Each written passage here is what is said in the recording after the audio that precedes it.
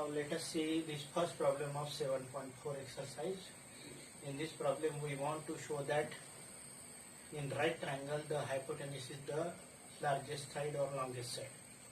So first of all, what is meaning of hypotenuse? What is meaning of hypotenuse? Hypotenuse is the side present only in right triangle. In right triangle, this is what says, suppose this angle is angle AB. In triangle ABC, angle is 90 degree. Then these are two altitudes. These are perpendicular to each other. And side opposite to this 90 degree, this is called a hypotenuse. This is called a hypotenuse. So what is hypotenuse? Hypotenuse is in right triangle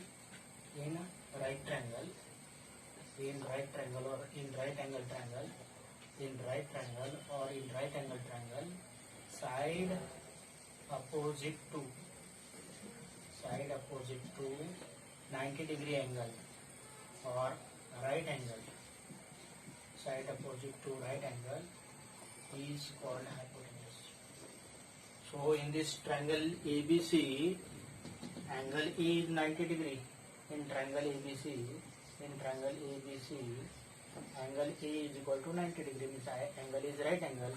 So side opposite to this BC, side opposite to this angle A, that is BC.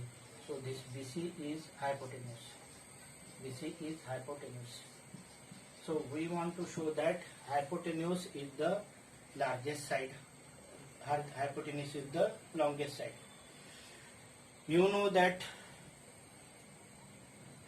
angle sum property. You know the angle sum property of a triangle. In triangle ABC, angle A plus angle B plus angle C equal to 180 degree. Angle sum property of a triangle. Angle sum property of a triangle. So out of these three angles, angle A equal to 90 degree. Angle A is 90 degree. So this angle A is equal to 90 degree because it is right angle and it is given this angle is 90 degree. Angle A is 90 degree implies 90 plus angle B plus angle C equal to 180 degree. So if we transpose this 90 degree, then this equation becomes angle B plus angle C equal to 180 minus 90 degree. 180 minus 90 degree, that is 90 degree. Let us say this equation number 1 and let us say this equation number 2. So what we get? Angle B plus angle C equal to 90 degree. So what are the three angles? What are the three angles of this triangle? Angle A equal to 90 degree. Angle A equal to 90 degree. And sum of angle A is 90 degree and sum of these two angles B and C is again 90 degree. It means that this angle A is always larger than B and C. Angle A is always larger than B and C. Why? Because this B and C, unless this value is some more than 0, then only triangles possible. So angle B and angle C, both angle B and angle C are always greater than 0. Angle B and angle C both greater than 0. It implies angle B and angle C, all these both angles are less than angle A because sum of these two angles equal to 90 degree. It means that angle B is smaller than angle A, angle C is smaller than angle A. Overall, in this triangle ABC, angle A is the largest angle. Angle A is the largest angle. And you know that inequality in triangle. What inequality in triangle say? The angle which is larger, side opposite to it is large, and which angle which is smaller, then side opposite to is small. So this angle A is largest it implies side opposite to it means that is BC is larger than here what is this angle A is larger than angle B. Angle A larger than angle B. Angle A is larger than angle B means it means that angle A is larger than angle B means this side is smaller than this side, or this side is larger than this side, because angle B is smaller than angle A. It implies side opposite to larger angle is larger means BC is larger than AC. This is inequality number say 1. And second, angle C is smaller than angle A implies angle C smaller means AB is smaller than BC. And with these two inequality we conclude that these both sides are smaller than BC. So this inequality 1 and 2 implies BC is the longest side. Again I am repeating, in triangle ABC, this angle is 90 degree and side opposite to 90 degree in right angle triangle, that is hypotenuse. You know that sum of these three angle equal to 180 degree, out of which we have taken angle is 90 degree. So 90 plus angle B plus angle C 180 means B plus C equal to 180 minus 90 degree. So we have got two conditions, angle is 90 degree and B plus C is equal to 90 degree. So B and C must have some minimum value means greater than 0. It implies this B and C both are less than 90 degree. Both less than 90 degree means B and C both are smaller than angle A. If B is smaller than angle A, then in this triangle AC is smaller than BC. If C is smaller than angle A, then BC AB is smaller than BC. So from these two inequality we conclude that BC is the largest of all these three. BC is larger than this and BC is larger than this means BC is larger than AB and AC. Okay. So BC is larger than AB as well as AC. So BC is larger than AB and AC. It means that BC is the largest or longest side. Now let us take this second problem of this exercise 7.4. What is this problem? This AB and AC side of this triangle ABC are produced to this point P and to this point Q in such a manner that